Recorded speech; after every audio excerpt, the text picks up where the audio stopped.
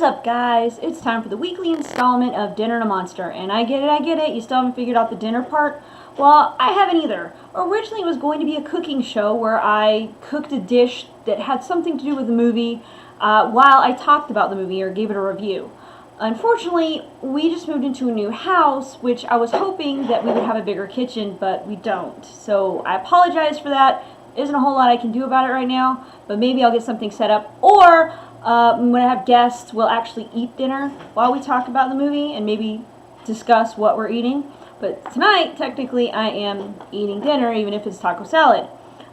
Quick update, I lost 2 more pounds.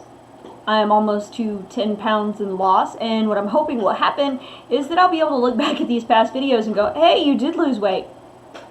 So anyway, if you hear any noise in the background, it's one of 2 things. It's either one of my 4 nieces, or all 4 of them running around, or it's my dog being a needy little booger because he's just been needy today. He likes to interrupt my videos sometimes. So hopefully he'll be quiet for a little while, and hopefully they won't come barging in like they've already done 3 times. So anyway, like I was saying, this weekly installment is a movie called He's Out There. Now, I didn't do a lot of research on the movie this time because my mom basically just came into my room and was like, you guys should watch this, or you should watch this movie, He's Out There. It was super scary. So I was like, okay, whatever, it's on Netflix. I was gonna watch one today anyway, so there you go. Alright, so the movie is about, it's a little stereotypical, it's a little cliche. It's about a family that's going to go on vacation. Dad gets left behind because he has some business meeting or something, so mom and the 2 girls go. Now, one of the common things I saw on the IMDb, like people reviewing, was that they didn't like the 2 little girls. The 2 little girls were annoying. Here's my thing. They were nothing, and I mean nothing, compared to that super annoying little boy from The Babadook. That one annoyed me. That kid, I love kids, but I was like, Lord, help his mother, because that kid is a terror. Especially his screaming drove me crazy. That was the most annoying little kid I've ever really seen in a movie. But, and no offense to the actor. The actor's doing his, his job, but that kid was annoying. But anyway, so that was a common thing, is, oh, the 2 little girls are annoying. You know what? I didn't find them annoying. I found them actually very realistic in a situation like that. Kids, when they get scared, and the oldest girl couldn't have been over the age of 10. So kids don't think like we do. They don't understand being quiet when they're scared. They don't understand not crying, stuff like that. They are balls of emotion, and that's just how it is. So basically, what the idea is this, like I said, this family goes on vacation, but the mom and the 2 daughters go first, and there's a axe-wielding psycho, which I made a joke about, oh, hey, that's my favorite kind of psycho, the axe-wielding kind, which is good. But I'm going to be honest with you, it did have a lot of very slow parts. Like, I understand they were trying to build up the suspense. There he goes. He's going to start barking in a minute. I understand that they wanted to build up the suspense, and I totally get that. But my problem is, they tried to build it up too much. Like, they tried way too hard, and they just, it's almost like a joke that keeps going on, and you're like, okay, so where's the punchline? It was exactly like that. I was like, okay, so is something going to happen? Is, when is someone going to jump out and scare somebody? When is the killer going to do this? And in the sense of what happens, it is a bit predictable. But at the same time, again, the slow parts are really slow.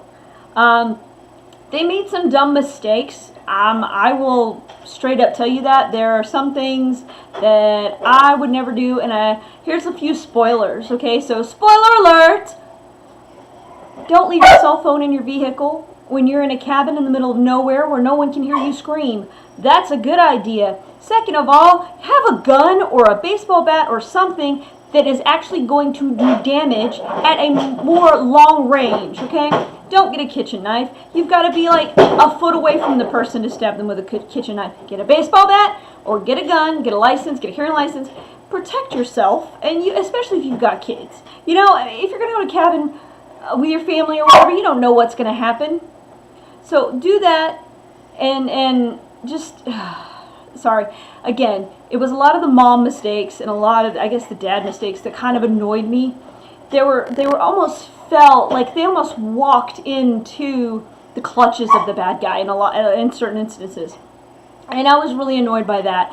Plus, what is it with these movies where the cabins have few to no curtains, or if they do have curtains, they're sheer? I understand that you're on vacation or whatever, but you can open curtains if you want to see the sunset or you want to stare at the lake, but have curtains that you can't see through, so when you close them, like the blackout curtains, so when you close them, nobody can see in and you can't see out. And I think that would be, and also if you're getting chased around the inside of a house by a killer, turn the lights out. Okay, because if he's outside and you're inside and you have the lights out, lights on, excuse me, he's going to know exactly where you are. So you're not doing yourself any justice or walking around with a flashlight. It's not rocket science. You watch those videos with explorers and stuff, and when they hear noises, what do? They turn the flashlight off because they don't want to get noticed. And it's plain and simple. And I do watch those videos. Shout out to Sam and Colby, who just recently got in a lot of trouble for going into abandoned places. You can always, side note, you can always get permission a lot of times if you ask politely, ask correctly. I'm going to try to do a video soon from a place that I grew up around, and it's supposedly haunted. I've experienced things myself, which was kind of cool, but because it has now become like a state park, I actually have to get permission from the Parks and Rec people. And I'm being invaded by a 3-year-old, so hold on.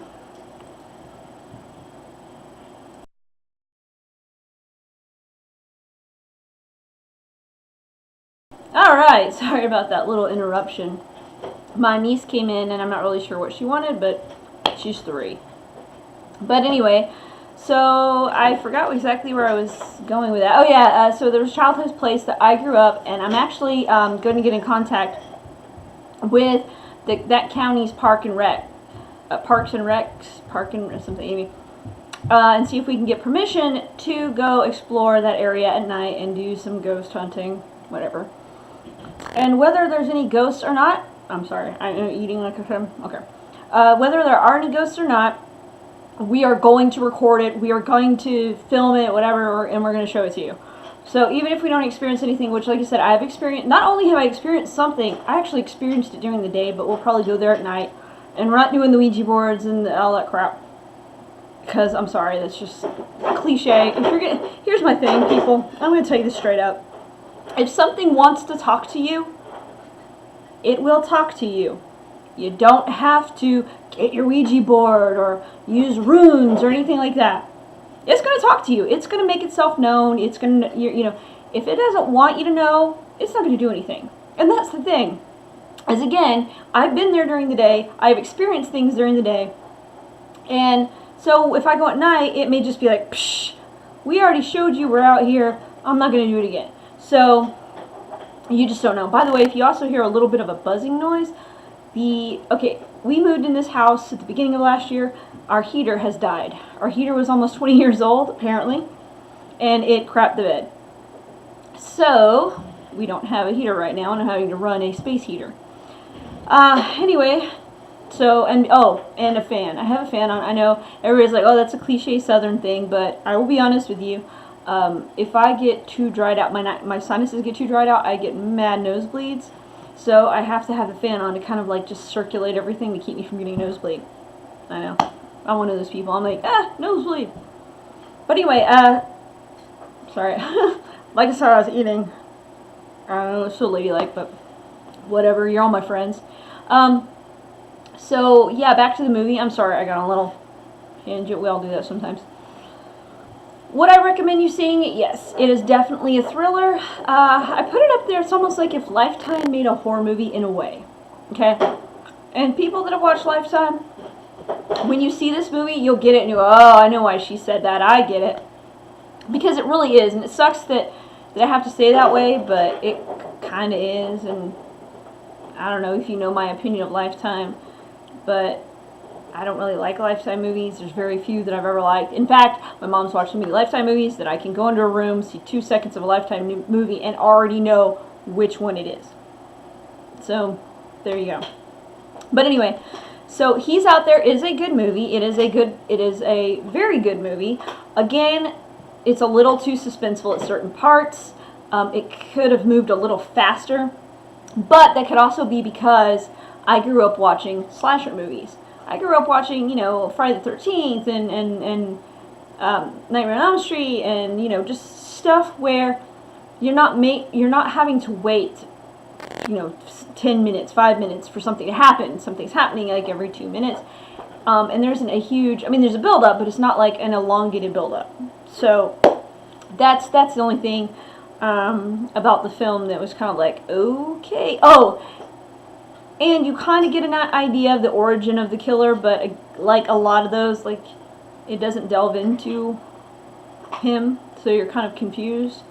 And then there's like, there's one character in it that's like he's not a groundskeeper, but he kind of is. He's just kind of like, is a security guard for the area. And there's not a lot to him. Like, you don't know, like, you're like, okay, so why was he was sort of the, what is that thing called? The Harrier. Is this what it's called? No.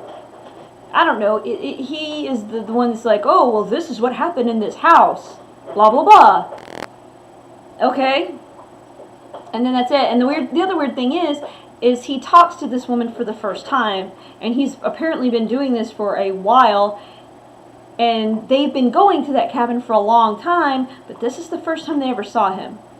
So that's a little weird too, because you would think that in the years that they had been going to that cabin, and the years that he had been a security guard, that they would have come across each other at least once or twice. But no, this is the first time, which again is a little weird. But, you know, what are you going to do? That's just how movies are. And I know I'm rambling, and I apologize for that. I've had a very long day. I mean, it's like 5:30 here. And I know that doesn't sound like it's very late, but I work a job where I'm usually up by 4:30 in the morning. So I kind of get up early and start my day. But again, I had to go to the grocery store and, you know, all this kind of stuff. So I have had quite a day. So that's why I'm just rambling. That, and I think my Vyvanse wore off, so it only lasts like so many hours.